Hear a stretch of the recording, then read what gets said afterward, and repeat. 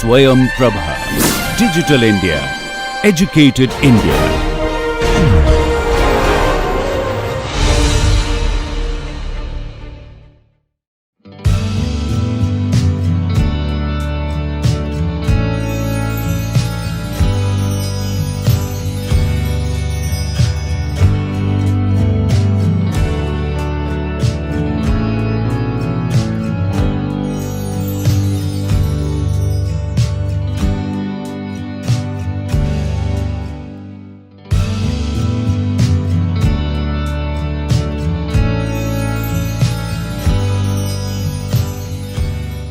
Hello everybody, this is Dr. Vishal Trivedi from Department of Biosciences and Bioengineering, IIT Guwahati, and in this course we are going to discuss about the different processes as well as the underlying principle related to biotechnology.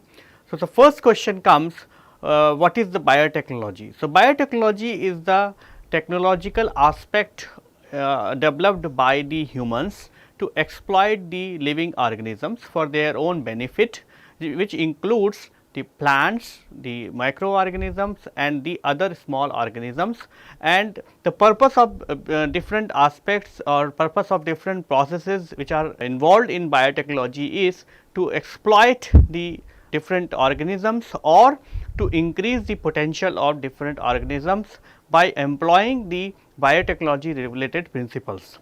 So, let us see in definition what is mean by biotechnology is using the techniques you exploit the living organism or you enhance the product of the living organisms for the human benefit.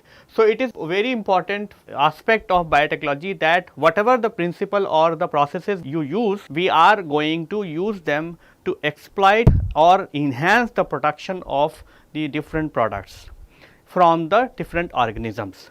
In simpler word, what is mean by the biotechnology is that biotechnology is the summation of the different activities which involving technological tools and the living organism. So, that is very important. The biotechnology means the technological tools which are being used or which are being developed by the human being, and they will be used on the living organisms in such a way that it will enhance the efficiency of the production. And as the purpose suggests, the ultimate goal of the biotechnology is to improve the product yield of the living organisms either by employing the principle of bioengineering or bioprocess technology, or in some cases when the bioprocess or bioengineering technology or processes are not capable enough to enhance the production, we also would like to genetically modifying the organisms. Now, the question comes when we say about the biotechnology, how many biotechnology products you are using in your daily life, and whether you know any of the biotechnologists so far. One of the classical example of the biotechnology product is the curd, which we are preparing in our home, and that work is being done by one of the biotechnologists in your home, that is your mother or the grandmother, and these people are doing this curd making from many generations, and what they have been trained that you take the small amount of inoculum or the preformed curd and add it to the milk, and then you wait for some hours, and then the whatever inoculum you have added, that will convert the milk into the curd.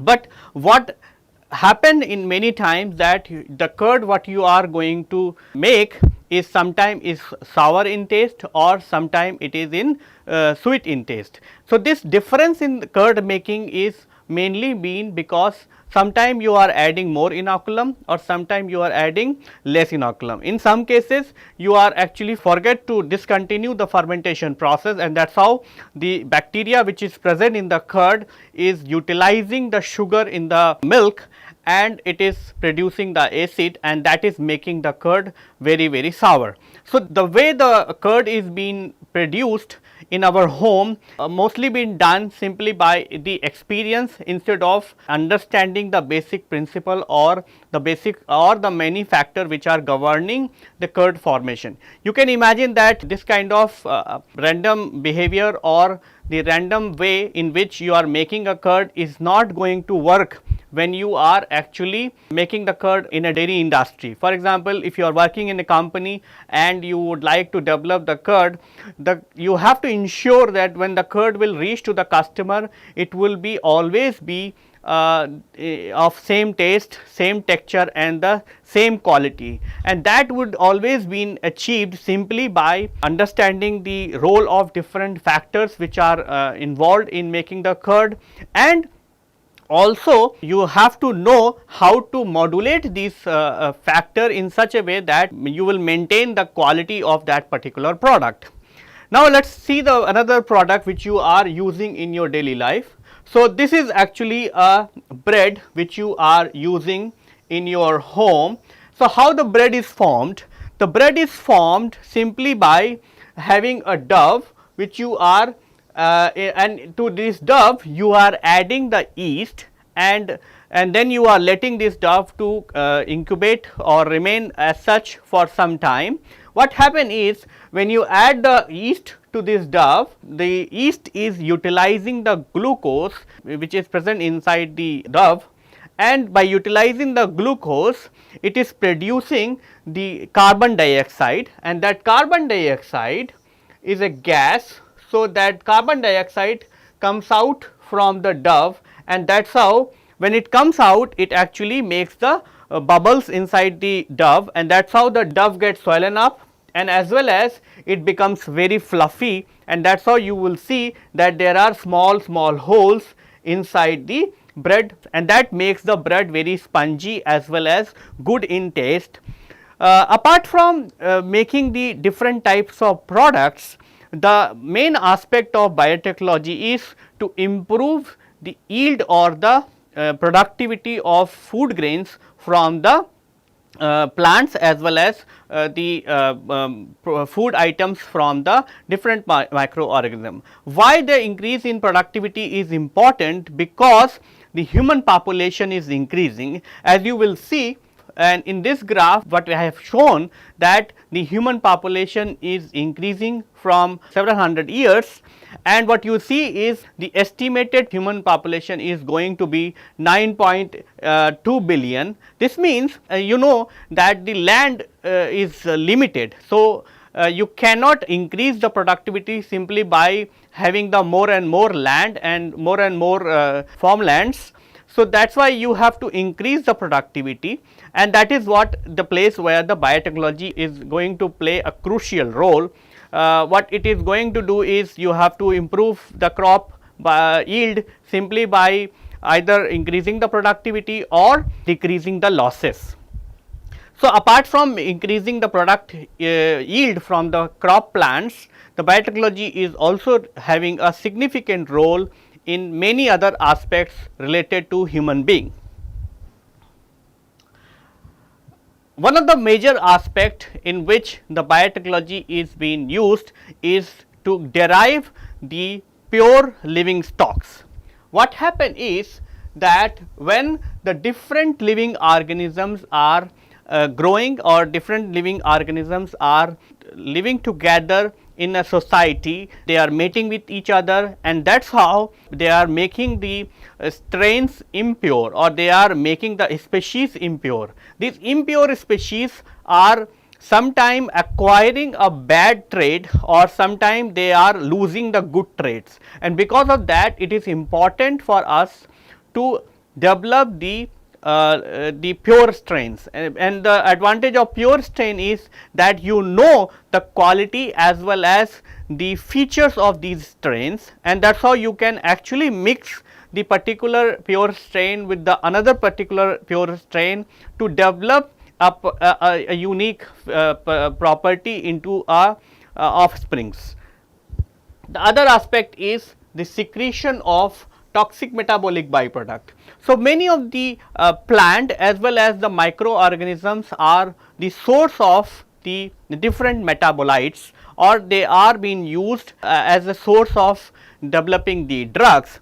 But what happen is that when they are being used as a source of different biotechnology related product, they are also having the metabolic reactions for developing the byproducts, and sometimes these byproducts are toxic in nature. So, with the help of biotechnology or the employing the biotechnology tools, what you can do is you can increase the productivity of the desirable product, and you can decrease the productivity of the toxic metabolic byproducts.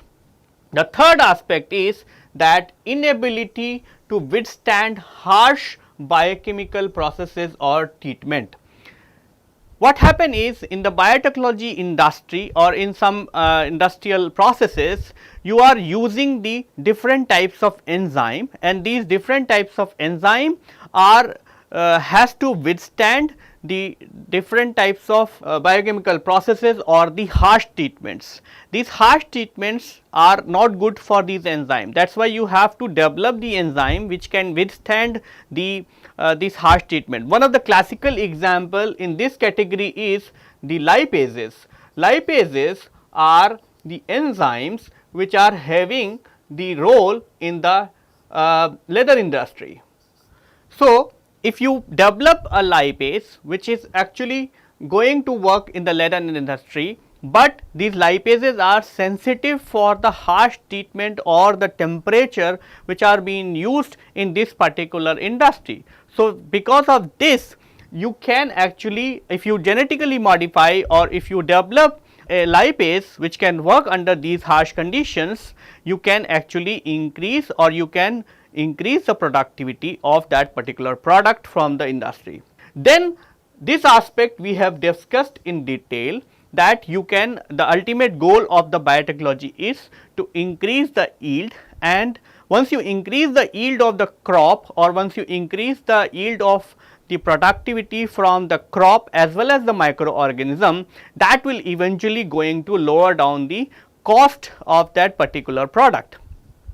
And then at the end, you are also going to use the biotechnology to develop the crop plants which are going to be resistance for the abiotic or the biotic stress. How that going to help to the consumer is that once you develop a crop which is resistance for the abiotic or the biotic stresses, it is going to withstand those climatic conditions, and that actually eventually going to increase the productivity. One of the example is that in the tropical country you or in African countries, you have very diversified weather. So, for example, if you are going too much rain, then that too much rain is going to clog the farmlands, and that actually will reduce the availability of oxygen which is available for the tree or which is available for the crop to function, and because of that many crops are going to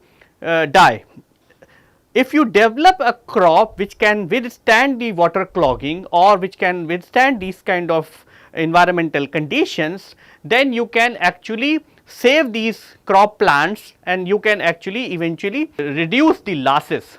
On the other hand, you can also develop the crops which are resistant for the insects. So, once the insects will bite, they will not be get affected by the insect biting, and that is how you can actually avoid the losses also.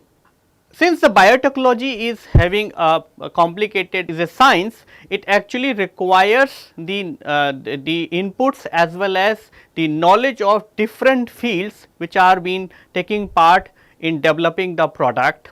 What are these fields? You need to have a knowledge of biochemistry, microbiology, genetic engineering. That genetic engineering knowledge can be used to develop the chimeric molecule, or the immunology which can be used to develop the vaccine, or the cell biology, structure biology and pharmacology that will help you to develop the drugs which are important for the human being. On the other hand, you also have to you take the inputs from the environmental biotechnology. These environmental biotechnology inputs are important, so that you, while you are doing all these biotechnology related processes, that should not affect the local environment or the global environment in such a way that it should not be a situation that this environment is going to be unsuitable for living for human being as well as for the other animals. Then you also need the inputs from the biotechnology as well as plant biotechnology as well as the pharmaceutics to develop the new drugs, and you also need the inputs from the bioprocess technology. The bioprocess technology is going to help you to upregulate or downregulate a process in such a way that you do not have to compromise with the quality of the product, as well as you will increase the yield or you will increase the productivity. Since the biotechnology is a very vast field, it did not develop in a single day. It requires a continuous learning processes through which the humans have developed this particular field, and because of that the biotechnology has many applications, and the humans have learned the different processes as well as the principles related to biotechnology to achieve as well as to improve the product from the living organisms. What are these milestones? One of the initial discovery by the humans is that they have discovered the process of fermentation. The classical example in the case of fermentation is they have developed the alcohol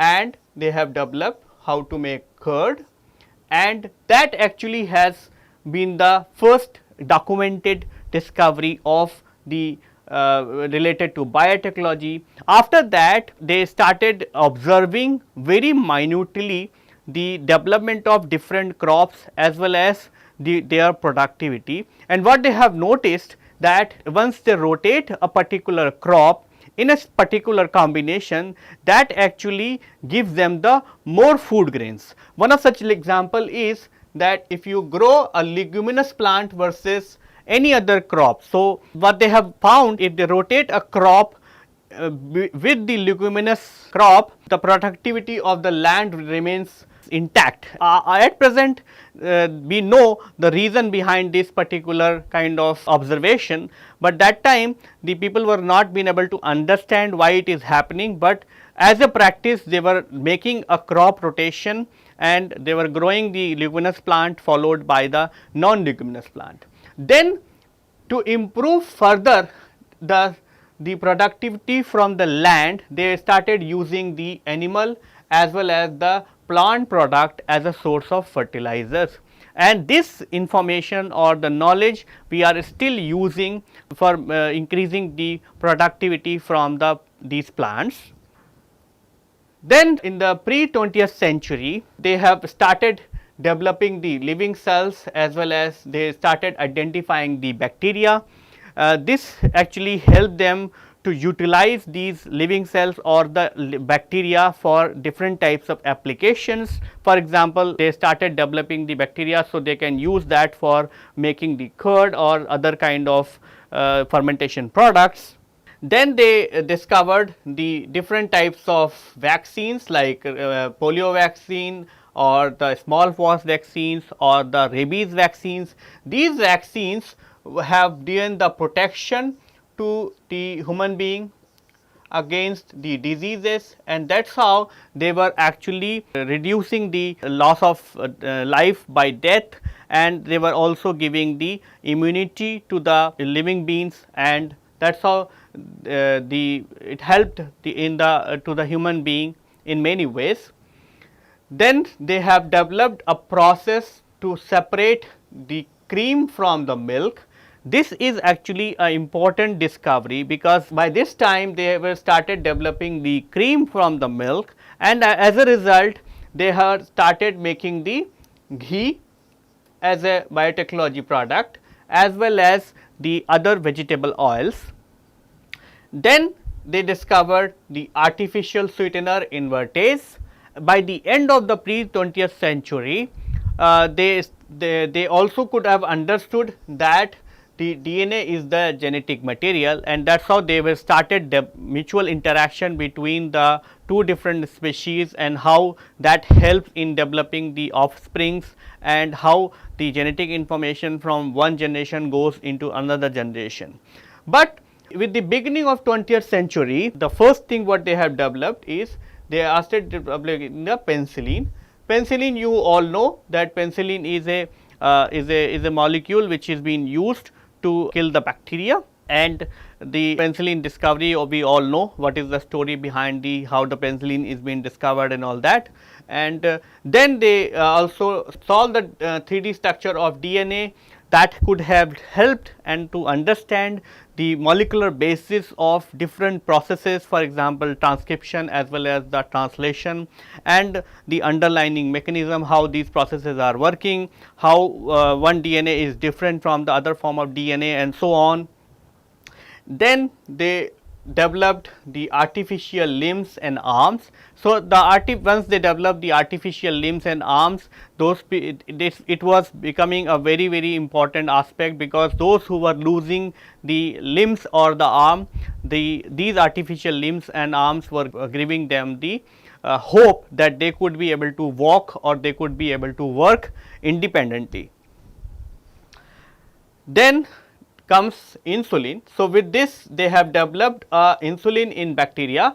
Before this, the people were using the insulin, but that was directly isolated from the other animals such as pig, and with this they have started making insulin in bacteria, and that actually helped them to take care of the disease which is known as diabetes. By 20th century, in the middle of the 20th century, they also have developed the PCR.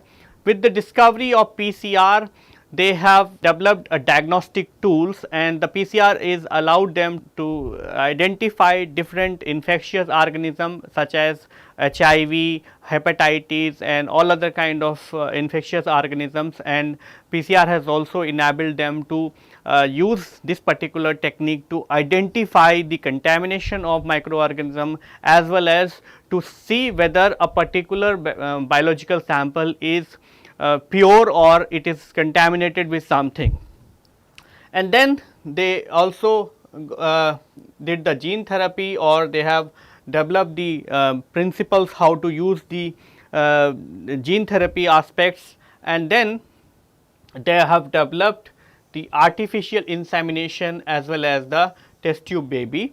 The artificial insemination as well as the test tube baby has revolutionized the field of the OB-GYN, and that actually helped to the couples who are not been able to have their own kids, and because of these particular two techniques, they could be able to do the artificial fertilization, as well as they would be able to prepare the baby in a test tube, and then they can implant that baby into the womb of a woman, and that is how the people were getting their own babies. And then by the end of 20th century, the humans have developed the first animal, and that is called as dolly. So, that dolly is being developed completely under the in vitro as well as the artificial conditions. By 20th century, the focus has been gone towards the genomic era, and then they have started making the discovery or the progress in terms of making the different genomic sequences of and they started sequencing the whole genome from vertebrates, invertebrates, bacteria, humans. And what is the advantage of these genomic sequences is that this will allow you to identify the different drug targets. This will allow you to understand the complex metabolic reactions. This will allow you to interplay of different proteins or different pathways in operating within the particular organism. It will also help you to understand the particular metabolic pathway and how this particular metabolic pathway is affecting the production as well as the downstream effects in a particular organism. So, with the discovery of genomic sequences, the humans have acquired the ability to modify as well as to change the organisms in such a way that it will increase its productivity and it will be more useful for the human beings. Ultimately, they also did the sequencing of rice genome. So, with the sequencing of rice genome, they have done the same thing. What they have understood is that what are the genes are important for the different types of abiotic as well as the biotic stresses in the rice, and how they can manipulate to improve the crop as well as its quality as well as its productivity. Then they have also discovered the nano radios or other nano devices, and then they have discovered the bionic legs, and they are also this development is, or the biotechnology development is a continuous process and it is still continuing, and people are developing the stem cell therapy and downstream many things actually. So, actually the biotechnology has application in diversified fields. It has an application in the pisciculture, where you can actually increase the productivity of fishes in a pond. Moreover, with the genetic engineering as well as the other kind of biotechnology principles, you can also develop the ornamental fishes, and that actually will increase the demand of these fishes in the market. Then you can also contribute in terms of poultry with the help of vaccines and with the help of different types of diagnostic tools. You can actually control the diseases in the poultry farms, and that is how you can increase the productivity. Earlier what happened is, if you have any disease or if you have any infection in the poultry, it spreads very fast into the whole colony, and that is how you are going to have the losses. Then they have developed the different types of vaccine which we have already discovered. Then they have developed the transgenic animals which have a role in providing the new traits to the existing animals. Medicines anyway they have discovered, because with the knowledge of the different types of drug targets as well as the bioactive molecule present in plants, they have been able to develop different types of medicines for taking care of the diseases.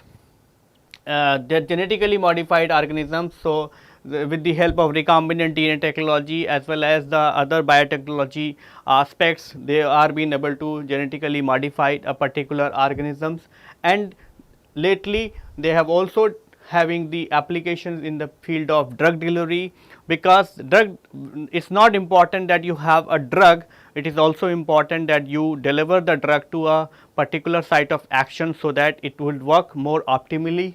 And then at the end, the biotechnology also has an application in the field of agriculture, so that you can increase the productivity from the crops. In a typical biotechnology protocol, what you have is, you are actually developing a genetically modified organisms, or you are actually going to improve the existing organisms. How that happens is that I will take you to the this processes by one of the example.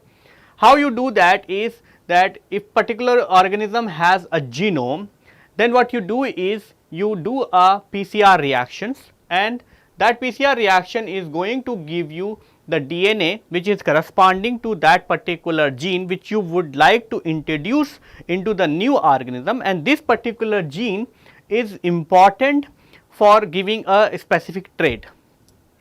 Then what you do is you take this gene which is actually a PCR product, and then you cut this with a set of specific restriction enzymes.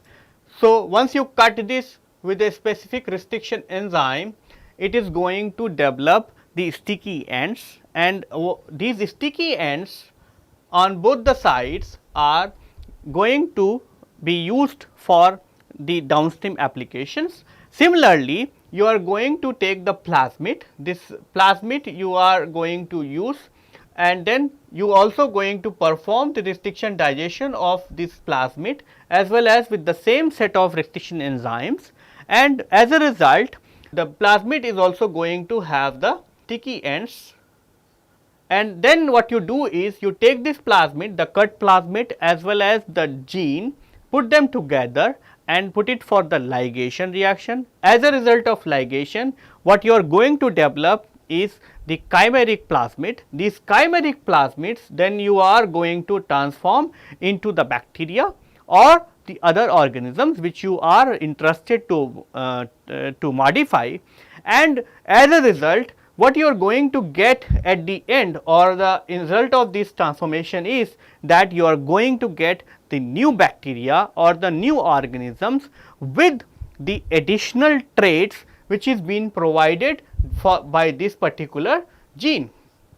So, by following this kind of schematic pathway, or by following this kind of reactions, you could be able to modify this particular organism and you could be able to develop a new genetically modified organisms. For this particular kind of protocols or for this kind of schemes, what you need is, you need two different objects. What you need is, you need the host cell which you are going to use for modifications. This host cell could be prokaryotes, it could be yeast, it could be animals, or it could be plant species, the plant which you are interested to modify. And then what you need is the transforming agents. These transforming agents could be the plasmid which are corresponding to the particular host cells. So, there are plasmids which are propagating in prokaryotes, there are plasmids which are specific for animal or the plant. So, what you have to use is, you have to take the plasmid of the corresponding host. So, to understand this scheme as well as to the plan, we have to understand this host as well as these transforming agents separately. So, let us start with the host cell, and we will first understand how you will use the prokaryote cell, or under what condition you will use the eukaryotic cells, which includes yeast, animal as well as the plant. So, the prokaryotic as well as the eukaryotic cells have the distinguished and the significant differences, and these differences are important to understand, so that you could be able to exploit these differences and you could be able to choose the suitable host for your downstream applications. What are these differences? These differences are that, first of one of the initial differences is that prokaryotes are small in size, they are in the micrometer range, whereas the eukaryotes are of variable size. Some eukaryotes are of 10 micrometer, some eukaryote cells are 30 micrometer, and so on. So, they could be larger in size. Then for the genetic material, the prokaryotes are having the single chromosome circular chromosome, and whereas the eukaryotes are having the DNA in the form of linear chromosome, and these chromosomes are arranged and inside a double membrane organelle that is called as nucleus. Apart from the circular DNA, the genetic as a genetic material, the prokaryotes will also have the extra chromosomal DNA, and that is called as the plasmid. As far as the replication is concerned, the prokaryotes are replicating with a single origin of replication, which means that the chromosomal DNA have the single origin of replication, and using that origin of replication, it is actually synthesizing the whole genome. Whereas, in the case of eukaryotes, you have the multiple origin of replications, and that is important because once you have the multiple origin of replication, you could be able to complete the replication in a very fast processes. Prokaryotes gene do not contain the introns. We will discuss about the introns in a subsequent lectures. So, introns are actually the non-coding region present in the genome. So, these regions are not present in the case of prokaryotes, but these genes or these regions are present in the genes of the eukaryotic system. Then organelles, there is no organelle, membrane bound organelle present in the case of prokaryotes, whereas the membrane bound organelles are present in the case of eukaryotes. This also has a significant advantage to the eukaryotic system, that they have the membrane bound organelles, and that also we will discuss in the subsequent lectures, the relevance of having a membrane bound organelles. Then cell wall is very complex cell wall which is present in the prokaryotic system, whereas in the eukaryotic system, except the plant and the fungi, the cell wall is not present in any of the eukaryotic system. The ribosome, which is actually the protein production machinery, is present in the case of is present in the prokaryote, which is 70S. The ribosome is of 80S in the case of eukaryotes, and the transcription as well as the translation occurs together in the case of prokaryotes, whereas it occurs separately in the case of eukaryotes, because the transcription occurs in nucleus, whereas the translation occurs in cytosol. So, let us understand the structure of a bacteria, which actually contains the three different layers. What you have is the outside capsule, then a capsule followed by the cell wall, and then below the cell wall you have the plasma membrane. All these three layers are important for the bacteria to be protected from the changes in the microenvironment. For example, if you keep a bacteria in water which is actually going to be the hypotonic, these layers are going to protect the bacteria and they will not allow the loss of water from the bacteria. Capsule is made up of polysaccharides and it is actually impermeable to the water, whereas the cell wall is made up of different types of lipids as well as different types of material that we are anyway going to discuss in a subsequent slide. The plasma membrane is a typical plasma membrane. It is a semi permeable plasma membrane which is present inside, and that plasma membrane is made up of the lipids as well as the proteins. Inside the cell, what you have is the cytosol as well as the genomic DNA. The genomic DNA is present in the form of a single chromosome. Apart from the genomic DNA, you also have the extra chromosomal material which is called as the plasmids.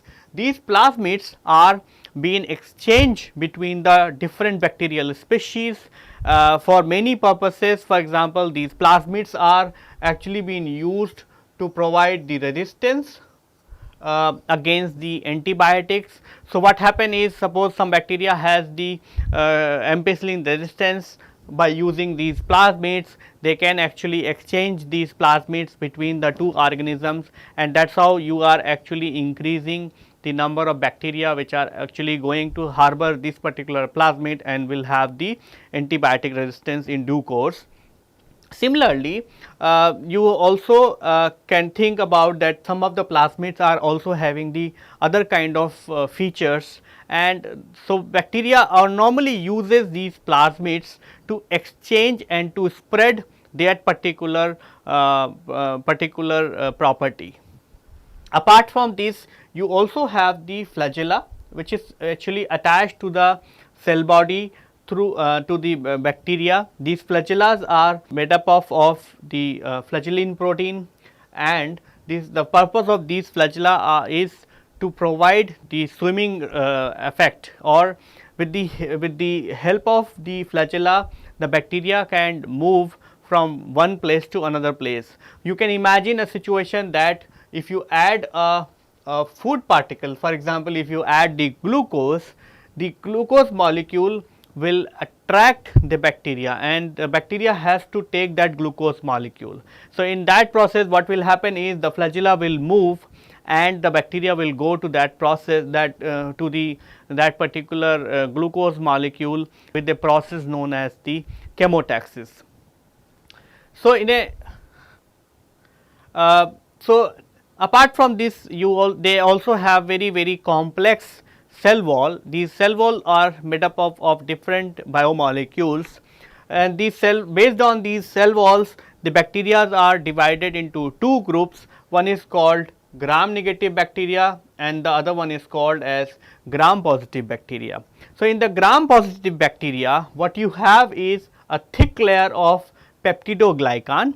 This peptidoglycan is actually a complex biomolecule where you have the alternate arrangement of the sugar molecule, that is called N-acetyl glucosamine as well as the N-acetyl muramic acid, and these N-acetyl glucamic acid or the N-acetyl muramic acids are linked by a chain of beta 1,4 linkage. So, you can imagine that the NAM as well as the NAG are connected to each other, and these polymers are running throughout the peptidoglycan chain, and then these NAM or the NAG polymers are being linked by each other.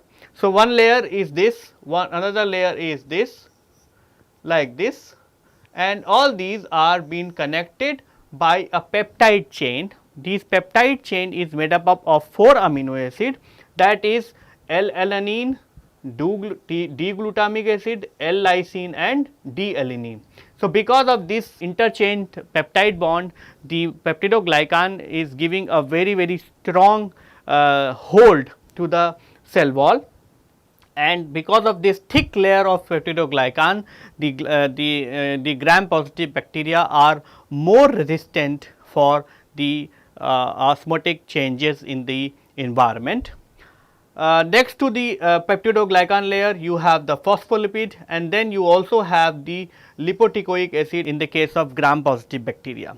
Whereas, in the case of gram negative bacteria, as you can see, it has a very thin layer of the peptidoglycan, and below to this you have the plasma membrane, and you also have the LPS which is present in the gram negative bacteria. This LPS is a source of the antigenic reaction to the host. So, with the help of these LPS which is present on the surface of the cell wall, the bacteria are inducing the immune cells in the host and causing the downstream immune reactions. You also have the different types of protein which are present in the cell wall. You also have the porin. The purpose of the porin is to take up the nutritional molecule from the microenvironment or the place where the bacteria is present. The porin is also important for taking up the water molecules. And below to the peptidoglycan layer, you also have the plasma membrane, and then you also have in this plasma membrane you have the lipid as well as the protein molecules. What we were discussing about the different types of cell wall which is present in the gram positive as well as the gram negative bacteria. And in this discussion what we have discussed about the different or the contrasting feature between the cell wall of a gram positive as well as the gram negative bacteria. So, these contrasting features can be exploited because in the case of gram positive bacteria you have a thick layer of peptidoglycan, whereas in the case of the gram negative bacteria you have a very small peptidoglycan layer, and these differences could be exploited by the stains which can work on the presence of the peptidoglycan layer, and these stains could be used to distinguish between the gram positive bacteria versus the gram negative bacteria. And in this context, one of the popular stain which has been developed by a Danish scientist known as the gram stain, and this staining procedure is called as the gram staining.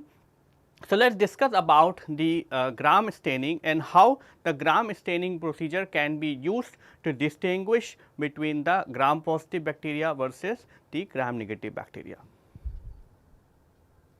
So, the gram staining is a technique which is developed by a Danish scientist known as the Hans Christian Gram, and in this technique the bacterial stains are going to be stained by the two different dyes. One is called as the crystal violet, which is blue or violet in color, whereas the other one is called as the sapphire, which is actually the red or the pink in color. So, in this procedure what you do is you make a thin layer of or thin smear of the bacterial cell, and then you stain with the gram stain, which is actually a mixture of crystal violet and the saffron. And then during a washing step, what you do is once the staining is over, then you wash the stain with a non-polar solvent, and these non-polar solvents such as the alcohol or the acetone can be used, and that actually will remove the stain from the bacteria. And what happen is, in the case of gram negative bacteria, which is actually containing the very thin layer of peptidoglycan layer, it actually going to leave the blue stain, which means the gram negative bacteria is going to appear as red, whereas the gram positive bacteria is having a thick layer of peptidoglycan layer, and because of that it actually retains the both stain, and it appears as the dark pink or the purple in color. So, as you can see, this is a mixture of Staphylococcus aureus and the E. coli. So, Staphylococcus aureus is a gram positive bacteria, whereas the E. coli is a gram negative bacteria, and both are these bacteria or bacilli are being mixed in this particular sample, and then it will be stained by the gram stain. And after the discoloration step, what you can see is that the gram positive bacteria, which is the Staphylococcus aureus, is taking up both the stain and appearing as the purple, whereas the E. coli, which is actually leaving the blue color, is appearing as the red in color. So, these are actually the E. coli cells which are appearing in red, whereas the these are purple color, the cocci or bacilli are appearing from the gram positive bacteria, that is Staphylococcus aureus. So, the gram staining is a very popular technique to distinguish between the gram positive as well as the gram negative bacteria, and using this particular stain, the people have classified different bacterial strain, either it is a gram positive bacteria or the gram negative bacteria. So, with this we would like to conclude our lecture here, and what we have discussed in this lecture is we have discussed about the basic contribution of the biotechnology in the welfare of the human being. We have also discussed about the different types of products what has been developed, and how the biotechnology as a field is being evolved from last several hundred years. And we have and in continuation to that we are now discussing about how to generate the genetically modified organisms, and in that context we were studying the host strain, and we have to study the transforming agents. So, within the host strain we have so far discussed about the prokaryotic cells, we have discussed about the structure of atypical bacteria, and then we have also studied about the cell wall, which is either from the gram positive cell wall or the gram negative bacteria cell wall. And then we have at the end we have also discussed about the gram staining, which actually been used to distinguish between the two different types of bacteria, and gram staining is utilizing the fact that it actually works on the level the thickness of the peptidoglycan layer. And subsequent to this lecture we are also going to discuss about the different host cell, that is the eukaryotic cell. So, in that discussion we are going to discuss about the different types of organelles which are present in the eukaryotic cell. And as if you remember, while I was discussing about the prokaryotic cell, I have mentioned that the eukaryotic cells are containing the membrane bound organelles. So, we also going to discuss what is the advantage of having a membrane bound organelles present in the eukaryotic cells. And the eukaryotic cell could be unicellular such as the yeast, or eukaryotic cell could be multicellular such as the plant or the animal. And at the end we are also going to discuss about the differences between a plant or the animal cell. And subsequent to this lecture we are also going to discuss how to separate the different organelles which are present in the eukaryotic or eukaryotic organelles, and we are also going to discuss the different fractions which you can isolate from the bacterial cell for the protein production. So, with this I would like to conclude our lecture here, and in the subsequent lecture we will discuss about the eukaryotic host cells. Thank you.